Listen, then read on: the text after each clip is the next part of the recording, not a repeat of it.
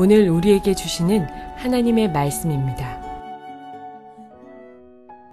그 땅에 기근이 심하고 그들이 애굽에서 가져온 곡식을 다 먹음에 그 아버지가 그들에게 이르되 다시 가서 우리를 위하여 양식을 조금 사오라. 유다가 아버지에게 말하여 이르되 그 사람이 우리에게 엄히 경고하여 이르되 너희 아우가 너희와 함께 오지 아니하면 너희가 내 얼굴을 보지 못하리라 하였으니 아버지께서 우리 아우를 우리와 함께 보내시면 우리가 내려가서 아버지를 위하여 양식을 사려니와 아버지께서 만일 그를 보내지 아니하시면 우리는 내려가지 아니하리니 그 사람이 우리에게 말하기를 너희 아우가 너희와 함께 오지 아니하면 너희가 내 얼굴을 보지 못하리라 하였음이니이다. 이스라엘이 이르되 너희가 어찌하여 너희에게 또 다른 아우가 있다고 그 사람에게 말하여 나를 괴롭게 하였느냐. 그들이 이르되 그 사람이 우리와 우리의 친족에 대하여 자세히 질문하여 이르기를 너희 아버지가 아직 살아 계시느냐 너희에게 아우가 있느냐 하기로 그 묻는 말에 따라 그에게 대답한 것이니 그가 너희 아우를 데리고 내려오라 할 줄을 우리가 어찌 알았으리이까. 유다가 그의 아버지 이스라엘에게 이르되 저 아이를 나와 함께 보내시면 우리가 곧 가리니 그러면 우리와 아버지와 우리 어린아이들이 다 살고 죽지 아니하리이다. 내가 그를 위하여 담보가 되오리니 아버지께서 내 손에서 그를 찾으소서. 내가 만일 그를 아버지께 데려다가 아버지 앞에 두지 아니하면 내가 영원히 죄를 지리이다. 우리가 지체하지 아니하였더라면 벌써 2번 갔다 왔으리이다. 그들의 아버지 이스라엘이 그들에게 이르되 그러할진대 이렇게 하라. 너희는 이 땅의 아름다운 소산을 그릇에 담아가지고 내려가서 그 사람에게 예물로 드릴지니 곧 유향 조금과 꿀 조금과 향품과 모략과 유향나무 열매와 감 복숭아이니라. 너희 손에 갑절의 돈을 가지고 너희 자루 아기의 도로 넣어져 있던 그 돈을 다시 가지고 가라. 혹 잘못이 있었을까 두렵도다.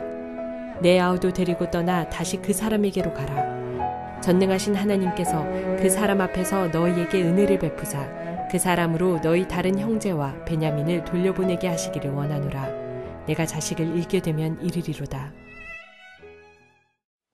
사랑하는 성도 여러분, 평안하셨습니까? 오늘도 주님께서 주시는 말씀을 통하여 은혜로운 하루를 열어가시기 바랍니다. 오늘 우리에게 주실 하나님의 말씀은 창세기 43장 1절에서 14절 말씀입니다. 야곱이 유다의 설득에 의해서 베냐민을 내놓게 되는, 그야말로 이제 야곱에게 있어서는 마지막 자기가 가장 소중하게 여기던 것을 내놓는 과정이 나옵니다. 우리가 성경을 볼 때에 어떤 지엽적인 것을 보는 것도 필요하지만은 가장 먼저는 성경의 전체적인 흐름을 보는 것이 중요합니다. 우리가 지금 아브라함의 생애에서부터 야곱의 생애를 쭉 훑어오면서 계속 우리가 생각해야 될 것이 있습니다. 특별히 지금 아브라함의 생애도 그렇지만은 야곱의 생애는 족장들 가운데서도 가장 오랫동안 나오고 있습니다. 지금 우리 현재는 요셉의 삶에 대해서 우리가 다루고 있지만은 요셉의 삶도 결국은 야곱의 생애, 야곱의 족보에 해당된다고 말씀을 드렸습니다. 그렇다면은 왜 이렇게 야곱의 생애를 성경에서 오래 다루고 있을까요? 특별히 야곱은 아브라함이나 이삭과 같이 더 뛰어난 면도 없습니다. 더 인간적이고 못되고 참으로 하나님의 백성답지 못한 면들이 너무나 많이 있는데도 불구하고 성경은 야곱의 생애를 오랫동안 다루고 있습니다. 역설적인 얘기지만 바로 야곱의 그러한 면 때문에 지금 성경은 야곱의 생애에 대해서 오래 다루고 있는 것입니다. 지금 야곱은 처음에 굉장히 악하고 교활한 사람이었습니다. 우리가 야곱의 생애를 쭉 훑으면서 보아온 것은 그러한 야곱을 하나님께서 어떻게 변화시키고 성숙시켜 오는가 하는 그런 과정을 우리가 지금 보고 있는 것입니다. 오늘 읽은 이 본문에서 야곱은 마지막으로 자기가 내려놓아야 될 베냐민, 가장 소중한 것을 내려놓고 있습니다. 이제 이 이후에 성경의 기록을 보면은 야곱이 더 이상 하나님 앞에 성숙되기 위한 어떤 면을 성경에서 기록하고 있지 않습니다. 오늘 읽은 이 본문이 바로 성경에서는 야곱이 마지막 성숙되는 그것을 보여주고 있습니다. 가장 소중하게 생각했던, 가장 사랑했던, 자기가 이걸 놓지 않으면 도저히 살지 못할 것 같은 그런 것을 놓는 것이 야곱의 마지막 성숙의 단계였습니다. 우리가 신앙을 생각할 때 이것을 생각하는 것입니다. 우리는 예수만 믿으면 그걸 끝으로 생각합니다. 예수 믿고 구원받았다, 나 기쁘다. 그래서 우리는 즐거워하고 기뻐하는 것으로 우리 신앙생활을 생각하는 경우가 많이 있습니다. 그러나 그것이 아니라는 것입니다. 나중에 출애굽기에서도 살펴보겠지만은 출애굽한 이스라엘 백성들에게 하나님께서 요구하시는 것은 광야 생활을 통해서 가나안까지 가는 것이었습니다. 결코 애굽에서 탈출한 것 자체가 구원의 목표가 아니었습니다. 이스라엘 백성들이 애굽에서 나와가지고 홍해바다 건너가지고 그 홍해바다에서 나 구원받았네 너 구원받았네 하면서 즐겁고 기쁘게 잔치하라고 애굽을 탈출시킨 것이 아니라는 것입니다. 지금 야곱의 생애를 통해서도 그걸 보여주시고 있는 것입니다.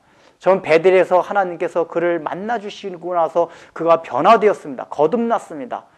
그것으로 야곱의 생애가 끝난 것이 아니라 그때부터 야곱의 생애는 시작이 됐고 야곱의 삶에서 모든 고난의 시작이 되었습니다.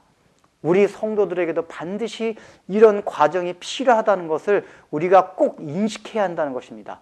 하나님께서는 야곱과 같이 완전하게 성숙되는 자리까지 우리를 끝까지 끌고 가신다 그 얘기입니다. 우리 삶에서 어떠한 환경과 상황을 몰아넣어서 또 이런 고난 저런 고난 이 환난 저 환난을 주시면서 지금 마지막에 보십시오. 야곱도 기근에 기근을 더해서 도저히 베냐민을 내놓지 않으면 안 될 정도의 상황까지 몰아붙였습니다. 그것마저도 안 돼서 유다가 설득해서 그걸 내놓았는데 바로 하나님께서는 우리에게도 우리가 마지막까지 내놓지 않는 것이 있다면 어떠한 상황으로 몰아가셔라도 우리가 완전하게 다 내놓고 오직 100% 하나님만을 절대적으로 의존하고 이제는 하나님께 의지하며 그렇게 살아갈 수 있도록 성숙된 자로 만든다는 것입니다. 우리의 신앙의 목표를 그렇게 설정해야만 한다는 것입니다. 그렇게 설정해야지 우리가 살아가면서 여러 가지 오는 고난과 또 우리에게 오는 모든 고통들에 대해서 담담하게 또 그것을 기쁨으로 잘 극복해 나갈 수가 있는 것입니다. 우리의 신앙의 목표는 구원이 아닙니다. 우리는 예수를 믿음으로 이제 구원이 시작되었습니다. 아직도 우리의 여정은 멉니다. 어디까지 가야 됩니까? 야곱이 베냐민을 놓기까지. 우리의 모든 것을 놓는 우리의 가장 소중하고 사랑하고 내가 가장 아끼는 그것을 내놓는 그 자리까지 하나님은 우리를 반드시 이끌고 가신다는 것을 우리가 꼭 명심해야 하겠습니다. 기도하겠습니다.